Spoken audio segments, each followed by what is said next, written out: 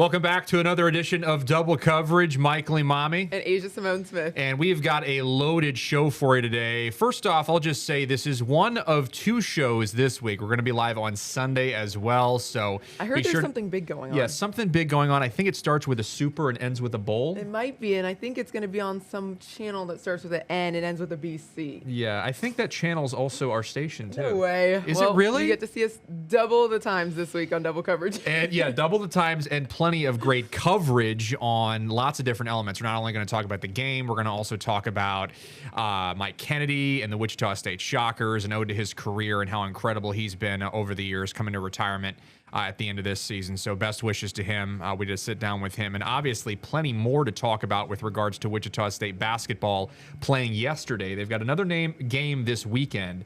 But Asia, how about Wichita State's offense yesterday? They were cooking, not the best at the free throw line, but they did just enough to maintain that lead against Charlotte and not blow it like they did in the road slate last time. And I think that's important because it shows that this first game doesn't define who this team is. Coming back in their first repeat matchup, taking on Charlotte, and they were able to pull ahead this time, a 10-point victory. This time they were able to hold on to the lead that they had after that in the second half. They had a 17-point lead. That was very similar to what we saw in the first game. They had a double-digit lead in the first game, and they weren't able to hold on to it in the second half and ended up falling short. But now we see them able to actually be able to hold these type of leads, and that's, I think, a really important skill that we're going to appreciate going forward from the Shocker team. One thing I think that was really noticeable last night was just how potent the offense was, because when you see a Wichita State team on the streak that they were in, and when you look at Batee and how good he was yesterday too, as you saw his dunk up top, he's one of those guys that's really stepped up in the absence of a lot of other players due to injury. And so that, to me, I find a great storyline for this season. You look at Kenyon Giles, who once again was lighting it up, 23 points for him, leader in the lineup. And then you've got Will Berg, who again is coming off the bench, but's productive off the bench with his 8 points in his 27 minutes, 4 of 7 on field goals. So overall, a solid game from these guys. Defense played pretty good up until that back end of the stretch where Charlotte had an opportunity to climb back in that game. They almost gave it away in the final 5 minutes because Charlotte was able to turn the ball over and the Shocks came back the other way. But they were able to put their foot on the gas and ride that one out to victory. And that's not something they did earlier this season. Jeff Hernan and I were talking about at the desk yesterday as to the differences between this squad from the beginning of the year to now where they're at currently. And there's a lot of things that are impressive right now about this group. Absolutely. And I think the biggest key is that they're learning how to finish out games strong. And like you mentioned, down that stretch in the second half, they were incredible. And it's because of the way they played defensively. They were really forcing turnovers, crashing the glass, figuring out ways to be successful on the court. And I think that's something they did kind of struggle with in that first game against Charlotte. But seeing them be able to make those defensive plays down the stretch is really what set them apart, because Charlotte was making an effort to make a comeback. Watching them, they closed that gap. It was up to 17 points. They had closed it to under 10 at one point, 9-point game, and kept chipping away. But Wichita State's ability to answer defensively and keep them from scoring was what I believe was the difference maker. And you look at the standings right now, you've got Tulsa at the top of the American, but Wichita State's kind of hanging around with Temple and Charlotte right there. So the way that the American Conference is doing the tournament this year, there's a clear path for Wichita State to get in. Top 10 teams get in, 7 through 10 get to the first round. And I believe it's 5 and 6 automatic bye to the second round. And then 4 and 5 get an automatic bye to the quarterfinal. 4 and 5 automatic bye, and then 1 and 2 go to the semifinals. So those are things right now where you've got basically the top 2 seeds essentially have to play 2 games to get an automatic bid into the NCAA tournament, which is incredible. And so, forget the ranking system, forget the point system, forget the KenPom. This, to me, is a clear and direct path to getting in, because the less games they play, obviously, the clearer of a shot and a pathway they've got to playing deeper in March. And that's what I'm hoping to see, because you have to remember going into this game against Charlotte, Charlotte was tied for the top spot in the American. Yeah. And so this wasn't just any win for Wichita State. This was really proof of what they're capable of when it comes to playing in the American. And like you said, the less, the better. So you really want to be at the top of this conference. And now is the time to get there right now. And Wichita State's playing so well. I mean, you see the effort that we get from Kenyon Giles every game, Karan Boyd. Those are two of the really standout guys on this team who once again led the team in scoring. And it's works really well because they fit in different ways on the offense. Giles is really good at hitting those jump shots, and Karan Boyd hits those shots in the paint. Yeah. And that was a key Paul Mills said was part of this win was Boyd being there in the paint when they need him to be able to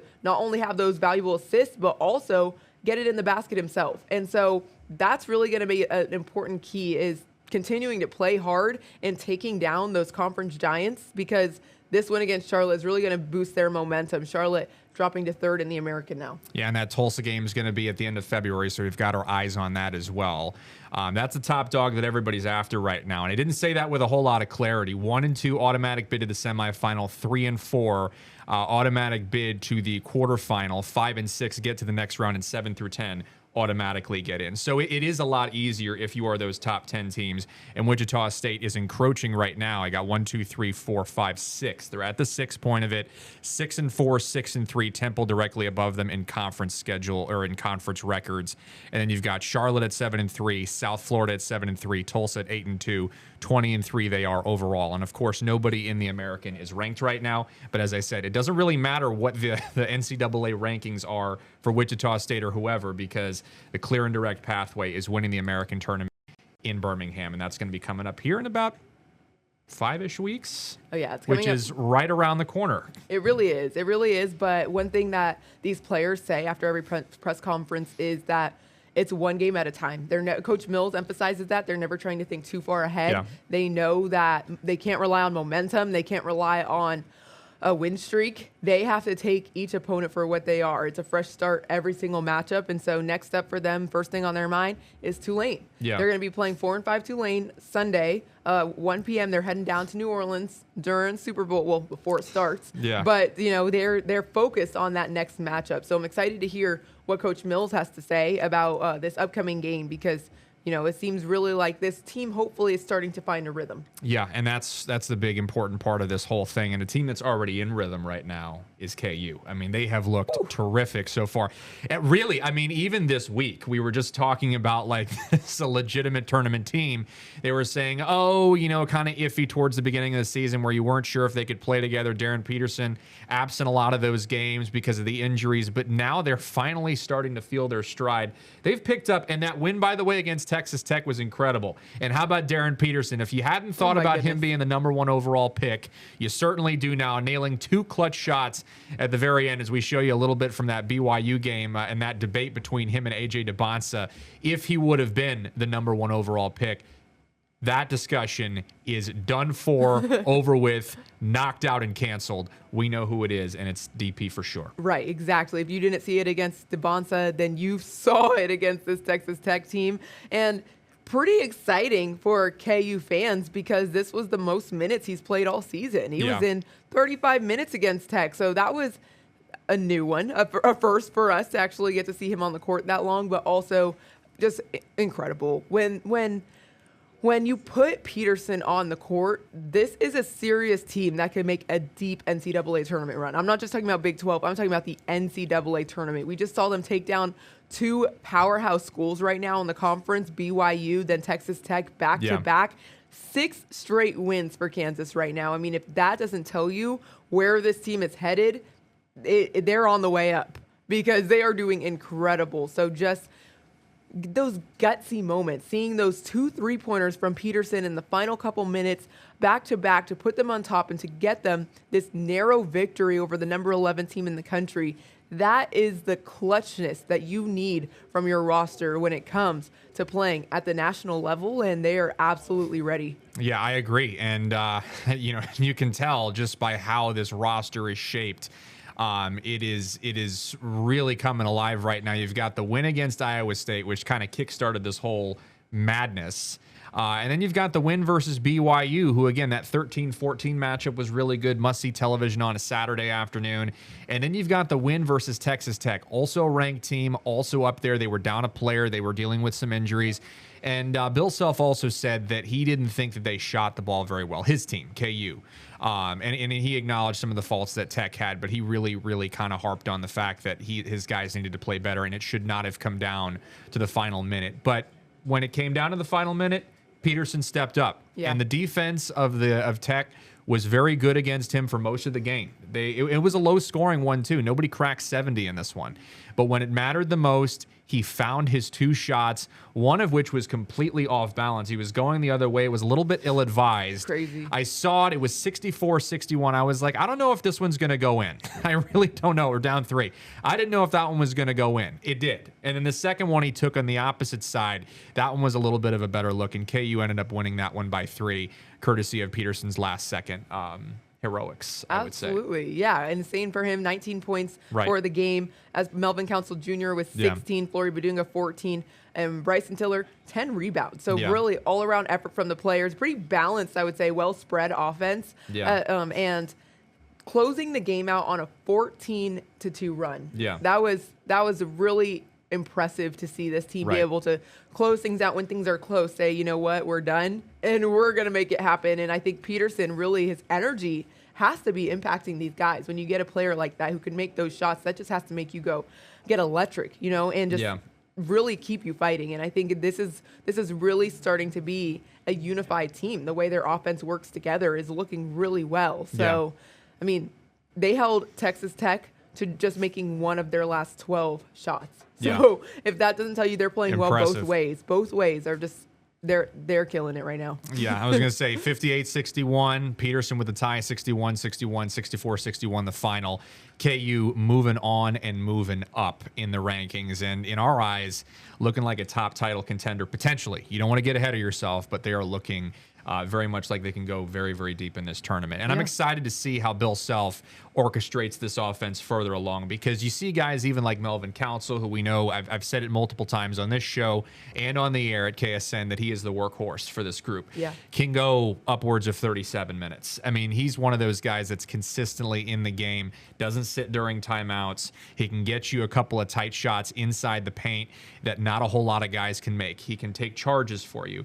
And then you've got like Badunga, who's a physical presence, and just so the depth that they have at the guard and forward position is really to be, incredibly desired among many, and they're such a dangerous threat in the Big 12 right now. They really are, and it's also tells you a bit about what you can expect from the future of this KU team. I mean, they are doing so well, and we know obviously this is the only season we're going to get with Peterson, and we are so grateful to have him right now. But you just look at what they're building for the years to come with a lot of the guys on their team right now. And then at the bleachers in these games is some of the top recruits in the nation. So Kansas is really doing well as far as stacking up for the future. Coach Self knows exactly what he's doing. This program knows what they're doing. The NIL must be flowing in, because they are really starting to build a strong team. And I think this is not, I mean, every year we always have a discussion about Kansas going to the NCAA tournament. They've made many appearances. Last couple seasons, though, falling in that first round. But really, if they could keep whatever's working right now going, then this is not going to be the last time in recent years that we're going to be talking about them being one of the top in the nation. And not just the top, but I'm talking about potentially make a run for that national title again. Yeah, and you look across the division right now, you've got Arizona, of course, topping the charts at number 1. They haven't lost a game all year long, and that really doesn't look to change. Big 12 is about as scary as it gets, and they're going to have great representation in the tournament. But the Big 12 tournament's got to happen first. Houston right behind them at number 8, 8-1 in conference, 20-2 overall, and then you've got Kansas, who's 7-2 overall, 17-5, or 7-2 in conference, 7-5 overall. And then right below them is Iowa State, who they're tied with in conference for 7-2, overall record 20-2. So, and then Tech right below them. All those teams are ranked right now. BYU below UCF, 5-4 in conference, but they've had a good non-conference slate at 17-5. That's earned them the 16 ranking. So kind of looking overall at the schedule and how these teams kind of stack up. Utah, to me, is the one that teams are kind of beating up on right now. At least it appears that way. That's K-State's lone win, and Kansas, I believe, has them next. So that's one of those games where it's kind of a trap game. You don't want to kind of lay off the schedule and say, hey, this team is struggling right now in terms of personnel and all that. We're not going to look at it too closely. Got to play it. Got to play them tough, because that's the underdog that's going to knock you out. And you can't sleep on anybody in this conference. But I will say, as it stands right now, a lot of stiff competition and very hard to move and break that ice up top. Yeah, it is. And, again, it's similar to what Wichita State was saying. You got to take it one game at a time. Yeah. And so you can't overlook Utah, no matter what the records say. Right. That's their next matchup. So I'm excited to see that one coming up Saturday. And this team, I think 6 straight, this momentum really is building. Yeah, momentum's building for them and falling fast, unfortunately, for K-State. On the rush, we talked about the stock. We talked about the stock. Whose stock's going up? Whose stock's going down? Wichita State, out of our Sunflower teams, is riding in the middle. KU is riding up top, and then K-State, unfortunately, is riding beneath. And there's a lot of conversations about the potential for a coaching change at the end of the season. We don't want to get ahead of ourselves just yet, but there is a lot of talk about that being a possibility next year, Asia. And right now, K-State has got a big hole to climb out of with their only win in conference, speaking of Utah, being against the Utes. It kind of comes down to, ultimately, I think, with Jerome Tang, the question of accountability. And so that's where I kind of scratch my head a little bit. And I think when you move ahead in the Big 12 and you move ahead at such a difficult conference, to not be competitive right now, that's a huge problem for me as a fan. Yeah, and I'm getting frustrated. If I'm a fan of K-State, I am frustrated. Jeff and I talked about it on the rush. We called it purple pain. I mean, that's where we're at right now. Yeah, it really is. And so basically what I wanted to say is that, Coach Tang, people have said he might not be holding himself accountable when he's going into press conference after a loss and saying, there's supposed to be some guys on my roster that just aren't on the roster. But I don't think I'm starting to believe there is truth to that. It's not that there's a problem with the players he has. They're all incredibly talented, but there's just something that's not connecting when it comes to them playing together. Yeah. And so I really think it might just be that they just need a couple missing pieces that need to be put together, and this might not be the season to do it. And of course, you mentioned, his future with the team. We don't know where that's going. And their record is just not looking great right now. I mean, granted, the schedule isn't easy. The Big 12 is an extremely tough conference. They just played number 8 Iowa State. So, it's a tough game, and it's a tough conference to play in. But I really think that you can't skip too far ahead. Yeah. But it's just not. It's hard not to do that when the things are looking the way they are right now. And you look at Jerome Tang's career; he's had one really good season when he started things out, and it fell off the rails after that. And he's going on there. He's talking about, the media and clipping and all that other stuff in that first conference that he had this week that we showed for you, and then the previous one, Asia, we were discussing about him talking about missing 3 players. We kind of broke that down just a tad bit, but he's also dealing with some injuries right now. Abdi Bashir with a stress fracture, Kamari McGriff, day-to-day, he was saying, was a situation. We haven't seen a whole lot of appearances from him just yet. So he does not have a full roster right now. And Buka's played well. He's had some guys step in. Taj Manning's another one, stepped in pretty well, logged himself a couple of points. He's a body off the bench that has had some level of productivity on defense. But right now, K-State has not really produced a whole lot of potent offense in that beginning of the second half. That's where you're seeing games slide a little bit. But Iowa State, they were never even in that game. Exactly. I mean, Iowa State, that game looked like a complete mess from start to finish.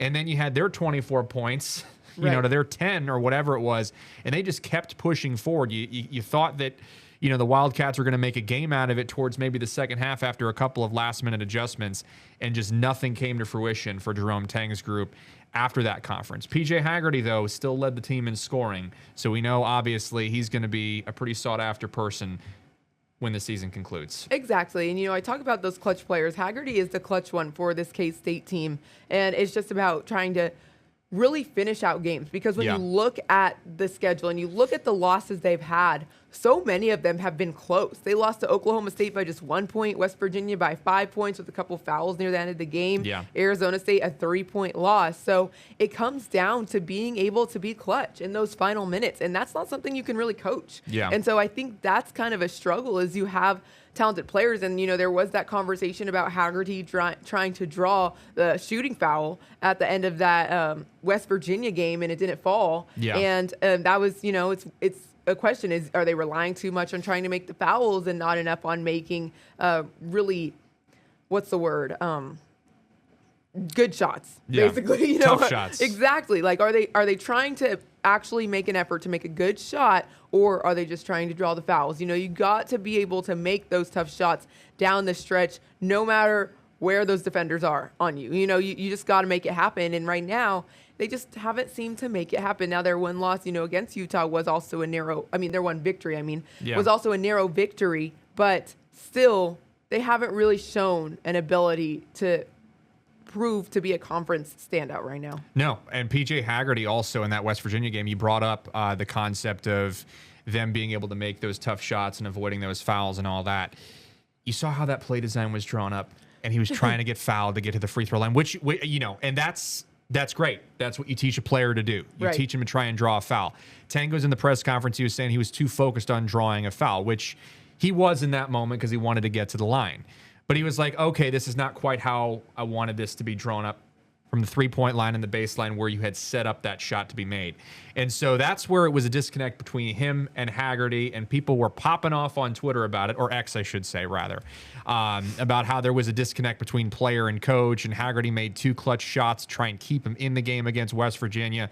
So that, to me, players-wise, there's a little bit of a challenge there between coach and players. And so that's what frustrates me a little bit if I'm a fan of this team, is if Tang and the players are not on the same page and they're meeting before this last 45 seconds, that's where I get a little bit frustrated. But they've got the personnel. They've got a talented group. They're a little bit injured right now, but they've got a talented group. My question is where do they go from here? What does the next 3 years look like? Do they bring in a new coach? Do they keep Tang? Do they recruit a little bit differently? He was expressing frustration in his press conference after that game, talking about how he could go a little bit differently, but he likes the guys that he currently has. He's got the right people on this roster, and I agree that he does. Right. It's just they're not playing together, and so that's why I'm frustrated. And that to me is on a coach to make that happen. And so we're going to need to see a lot of rebuild in the offseason. Right. And I really hope that things look up for K-State because I think Tang's a great coach. I think they have great players. And right now things are just unfortunately not working. So it's going to be very interesting to see not only the rest of the season, but the rest of the years in the upcoming years. That's a hot topic. And you know what time it is? We're doing this for the second time officially, though. Hot topics. Our hot topics, and we've got 2 of them today. First one I will say is got to be probably my favorite one. Hyper local, staying on that trail of things. The Wichita Wind Surge have released an alternate identity for a small period of time. They're not going to be known as this team name for all season long. They've got a few select dates. They're the Honkers. I love it. And I do too. I think it's very creative. They're paying homage to the Canadian geese. Mm-hmm. And one of the things that I thought was really cool when they put out that press release is they were talking about like how their direction and the traffic and the aggressiveness and the tenacity of geese on a daily basis really does allow this team name to have some breathing room, some life. My question to you is, and the first thing we're going to get into here is, what in the world is your opinion on this? Okay, I got limited time, but 35 seconds. I love it because it's actually funny. Even driving to the office today, I'm just driving around all these geese. They're everywhere. They're on the roads. They're in the way. They are definitely a geese staple. I love having the Honkers. I love their other identities too. They got the Tumbabacas. They got so many great ones in the past, and this is going to be a really great addition to the Wind Surge. I think it's going to be fun for the fans to interact with the whole traffic, and it's definitely fun. It's going to be family friendly. It's going to bring people to the stadium, and it's definitely going to get some laughs. So I think that is a great goal, and I'm excited for them. We were talking about my turn now. We were talking about kind of how we saw they released a profile picture online, and we didn't know what the heck it was. We saw the eyes, you saw the up close of the goose, and we were like, what the heck is this? I thought it was like a Punxsutawney Phil. Like, I thought they were doing something. I thought it was an owl. Yeah, I thought they were doing something with that. Like, I was like, what is going on here? And then today, I want to say it's like at 8:30 this morning. I had to check my emails because we get all those. Oh, here it is right here. At like 8:41 in the morning, they made the announcement. And for the record, I love it. I am totally on board with this. I think it's going to get a ton of laughs at the stadium, and I'd like to see the kids coming in. If people get dressed up, they got like geese hats. Right. So I think that would be pretty hilarious to put a staple on that. I like the honk. We're going to see a lot of honking. People honk at the geese, and the geese honk back. Right. They're aggressive, they're tenacious, and they're scary, like the wind surge next season. The wind surge. Exactly. Yes. Next question we've got for you is, who's going to win Super Bowl 60? And this one is a little bit more complicated. Right. I feel like we're on the same page and we have the same opinion and we're both rooting for the same team. But there's different ways we can go about talking about this. And for me, I present you with this question and your thoughts. I'm not going to give away my answer just yet. I'm not going to do that. All right. Well, we know it's going to be Seattle. Yeah. Yes. West Coast, best coast. You know, but we're no coast bias over here at KSN. You know, we're all for the Chiefs. So this is just neutral opinion based on the numbers and the stats. It's going to be Seattle. They did incredible playing in the NFC, and they also have a chip on their shoulder trying to take down the Patriots after last time they had this exact Super Bowl matchup. Yeah. So I really think this is their year. This is the Seahawks' year to make the comeback. We saw the way Drake May played in the AFC Championship. He had less than 90 yards. It's going to be Sam Darnold. He's going to be, I believe, a more dominant quarterback, and he's going to lead his team to this championship. Not a whole lot of time on the shot clock for that one. Yeah, I feel like I got to be quick with my breakdown here. There we go. Already 30 seconds. DeMarcus Lawrence is a local connection. He went to Hutch, played a great great set of games there, had a good career there, getting his start off. I would like to see him win a Super Bowl ring. I am totally pro Seattle. I like Sam Darnold. I love the storyline, bouncing around, finally finding his home. I think it's really cool to me where you've got a first-year, brand new head coach that all of a sudden is leading this team on the high road to get to where they need to be. Patriots, they've got a similar storyline. They've got Drake May, new young quarterback, new era. But to me, it's like, I like the Seattle storyline better because of what Darnold has been through. Drake May he's going to be a tremendous player in this league, but I think Darnold's got to this is his clear shot to get a ring, and I think if he's going to get one, it's got to be this year. I'm excited, and again, you guys know where to catch it. Yeah. It's going to be on Channel 3. Right so here. Make sure you tune in all day long on Sunday. And we'll be live at halftime, whenever the heck that's going to be. Depending upon how the first half goes, we don't have a time set for you on that. No time set in stone. But as the clock nears triple zeros, know that we'll be coming up next. Right. Exactly. And that's when you'll see us. Exactly. We're ready. Double coverage on Sunday. Excited to bring it to you. Plenty of coverage as well on KSN. Stick with us. We'll be back here next week on Double Coverage.